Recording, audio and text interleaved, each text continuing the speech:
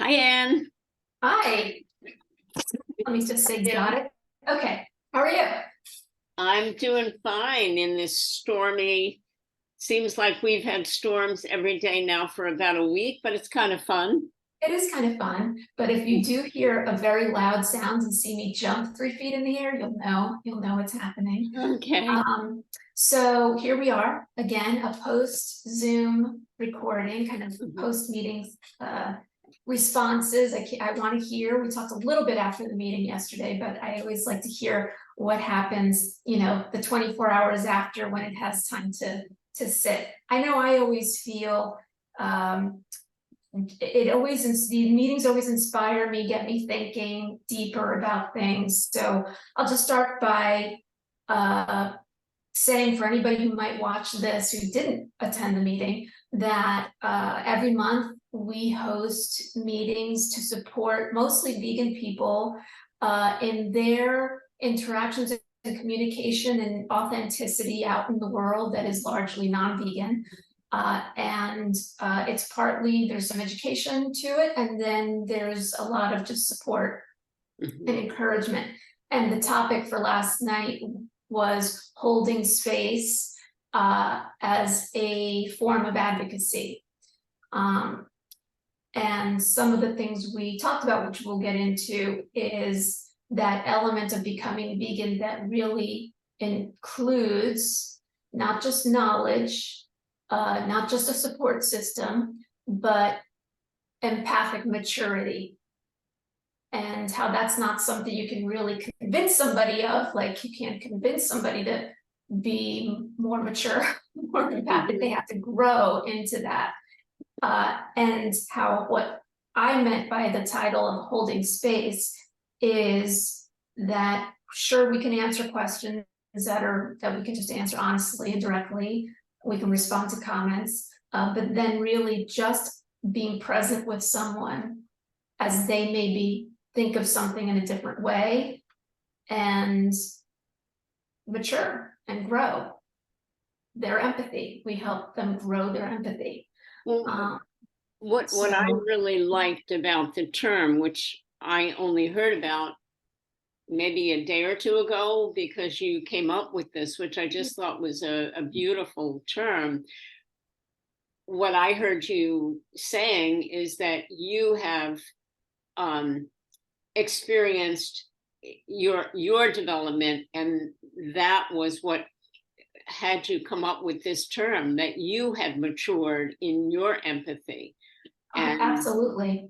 yeah. Absolutely. Yeah. So I've talked before a lot about, and we both have, like, just our kind of like path and how we became vegan. And a lot of people have their story of how that happened. And when I look back on it, I was this recently with this idea in my head, I really thought, like, well, why did it take so long? Why did it happen why did it happen over years? Because I knew about, certainly understood the ethics of it, intellectually I understood that. But intellectual understanding and even a certain degree of empathy almost isn't enough. Your empathy has to mature to a certain point to really make this profound change. Mhm. Uh, and then with that, you need the courage and the support and all these other elements that can come together.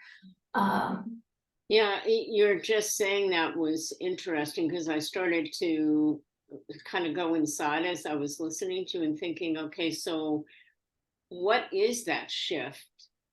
And there's the empathy that occurs maybe when you learn something, and then it could be a second and it could be 5 years yeah. where you go from the learning something and then having it translate into action. Yeah. And I wonder now, as we're kind of talking about it a little bit more, if empathy can sometimes feel, it can include pain. Yes. And I think that in general, humans are good at avoiding pain. So Hmm. maybe that's a reason why it might take a little longer to really just, and why it takes courage, Yeah. to really kind of experience some to hold that pain for Mhm. beings that suffer on our account, and sitting with that to the point that we almost have to change. I think when I went vegan, I really just, it wasn't, it was a choice that I made, but it was also, I was compelled to go vegan. Exactly. I felt I had to do it. Yeah. I think that's a great word, compelled, because I was thinking about how you use the word courage, and I actually started again to think about, okay, so how did it happen for me? And the pain of not doing something became worse than the pain of Yes. doing something. Yes. So it didn't even feel courageous. So that's why when you just use the word compelled, I got to the point where I said, I have to do this. Yes. Yes. Maybe that when I was originally thinking of the term of it requiring courage, I think what I was, or I know what I was thinking about more, and this is kind of what came up in the meeting too, is about the courage that it takes to butt up against the status quo. So Yes. not our decision to go vegan and be vegan, but to be vegan in the context of families and the context of friend groups that don't really understand or see it, or they can love us very much but just not get it, and in not getting it, it can sometimes feel like they're kind of a little bit careless with what we might experience. It can feel that way even if they're not intentionally being careless. Right. um Or they're sort of hovering on that edge of knowing, like one of my sisters who says, I don't want to know because I know I'll have to change. So yes. she's just sort of hovering at this boundary, Yeah. realizing I could so easily cross that boundary, but I know what that's going to entail. And it's going to Yes. entail, and there is discomfort. And I don't just mean being in the minority and all the things that we experience, some of it which can be somewhat unpleasant, but the deep understanding of what these creatures go through, Yes. which I I would say that I was probably somewhat depressed for about 10 years. Yeah. Yeah. And and it took, and I don't know which came first. I hate this expression, chicken or egg, but whether I then started to get active and Right. so it shifted that energy, or whether um the depression started to lift and then I had the energy. I don't remember. It doesn't really matter. But I do Yeah. know I don't feel depressed anymore. I do feel horrified, and Yes. talk about empathy, putting myself in the place of an animal that I know is. I'll just give you an example. There was an article in the paper on, I think it was Monday or Tuesday, rodeos in the Philippines, and it was kind of romanticizing this Yeah. burgeoning um, sport. There was one picture of a bull.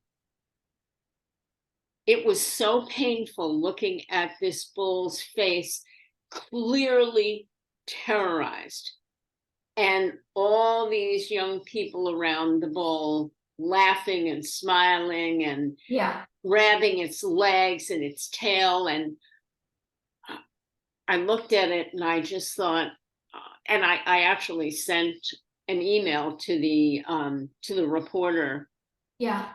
and said, I don't understand romanticizing this. Take a look at this picture and see if Yeah. that bull is enjoying Yeah. it as much as the people around him who are totally ignoring what he is going through. Exactly. And I think that that really does fit in with that topic of that, and like that empathic maturity, because with that, we can look at those people and be horrified by their behavior. And at the same time, I can look at that and say, I can understand how you get indoctrinated into seeing things a certain way. Absolutely. And there's always some sociopaths in the group, but really for the vast majority of people, they are good people, they are kind people. They do want to, be good and, do good in the world or whatever, but you do get kind of pulled in if this is your exposure from a young age, and that this is what you're taught. What it also highlights for me is how we are encouraged, and of course there's cultural, you're talking about a particular culture, but this general topic fits all cultures, I think. But we're really encouraged to mature in certain ways, but I don't think that empathic maturity is nurtured. I think it's actually, we're taught to repress that, repress that natural empathy, because a little child might look at that and recognize pain in the bull's face, but then they're quickly taught that no, this is actually fun and exciting, and whatever else they might be attaching to that activity. That's exactly right. And I love you brought that up last night, and the idea that we are not taught empathy in school. That's not a school subject. Communication tends not to be a school subject. Right. There are all these fundamental things that really could improve the way we live on this planet. But the whole idea of empathy, and like you said, it almost, if a child, this woman last night who was talking about seeing Babe, and at age 6, telling her family, I will no longer eat pigs. Right. And, that was just so clear to her, seeing this and making the connection. Well, there's Babe, but those other pigs were going to be killed. Right. I don't want to be part of it. Yeah. And children are just so, it's simple. It's not complicated. It's not complicated. Yeah. It becomes complicated as we get older, because there becomes so many layers of keep continuing to kind of press down, push away that natural empathy. And or if your family basically says, that was a movie and don't worry about it, and this is how we live, and everybody eats pigs and everybody eats cows and chickens, and so then they start to question, was what I was experiencing real, or was what my parents are telling me is real? Which is real? And then you start to really question your own ability to think. Yeah. And in my case, it took me decades before. Yeah. I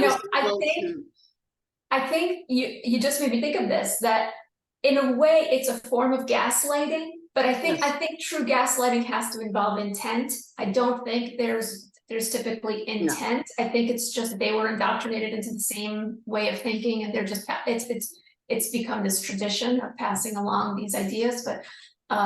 But it does the result is a gaslighting effect, because you know what when she saw Babe, she knew what she felt, and then but may have been told, we're just kind of guessing here, but may have been told, no, here's why you don't need to feel that, here's why you don't need to think that way. And then you start to really question your own ability to form ideas, and do my feelings matter, or is there something wrong with me that I'm feeling this way, and my parents tell me I don't need to feel this way. Right. And there's again, like you said, there's no malice in that for 99.9% of the population. It's not like the parents are purposely trying to hurt the child. No. But they're wanting the child to be able to fit into society. Fit in, and also I think, like the story, the same person who brought the story with the cashier, who noticed that there was no meat or dairy or whatever, and commented and said, you're gonna die if you don't eat meat. And that, like, to our ears, that might sound super uninformed or whatever, but I do think that parents I think in your own family, you've talked about people who they really do think that they cannot raise healthy kids without animal products and meat and so on. We certainly have a want to eat. One family in particular is very, very meat and dairy centric, and Exactly. carbohydrates are the enemy. Yeah. Exactly.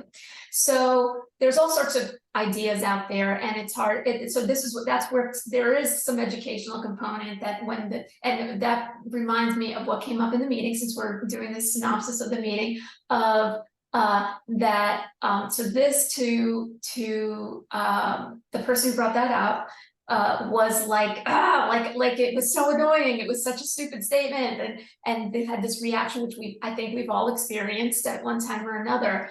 And then my thing that I came to so that it would help me to not be annoyed in these situations, the realization is that even the most dumb comment is better than no comment at all, because it brings to life the subject of veganism, instead of having it just be something that's tucked away in the corners only for extreme weirdos or something.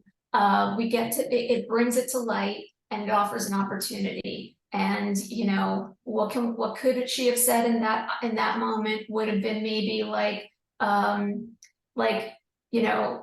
I think I learned the same thing growing up, but I've learned differently from the most recent studies, and I feel better than I've ever felt. So so it's like whatever, it doesn't have to be this in-depth. This is a person you may or may not ever see again, but it does put something in there. So well, and I loved that statement that you made. A stupid comment is better than none, and I think what we then landed on was something was going on with that cashier. Yeah, well, there was at least a little curiosity, even if it was in the form of judgment. Yeah, I mean, something was going on with the cashier that made him say that. And so as we talked about it, we realized, I would not have thought of it in the moment, but I might think of it the next time, which is, wow, that's really interesting that you notice. What about this? Tell me more. Yeah. It could get interesting and fun. I like that. I love that you brought that up, that it was like, I see many cashiers, and I haven't had nobody's ever commented before. What is it that, I like that. And again, just being able to pique your interest. Tell me more about it. Yeah, totally. Yeah. Then, so, and then with the empathic maturity, kind of going back, because that was kind of the overriding thing that resonated with me with the meeting. So someone started off the meeting talking about being at dinner with friends, and then somebody ordered crabs, and then somebody ordered foie gras, and that was really painful. But we got the impression that she didn't express that pain in the moment, because it was crowded restaurant, and she's with friends and doesn't want people to feel bad or whatever. And we've all been there, and or in something like that. And one of the reasons that we get together and talk about this stuff is so that we're better prepared for next time. Correct. And understanding what, because I don't want to ever sit in deep pain through a dinner, and not let the people know that are there what's happening, or maybe there's something we can do ahead of time to, or like I think we talked about last night, does she choose to not do that again? Right, or ask for what she wants. Correct. It's okay to say, I'd love to spend time with you, let's go to this vegan restaurant that I've been wanting to check out. And look, what could people say? Could they say no? Could they grumble? Could they complain? Yeah, maybe, but hey, and that tells you something too. So we can't control that. That can't be the goal. The goal can't be get somebody to do what I want them to do. The goal is to ask. The goal is accomplished once you understand what you need and ask for it. Yeah.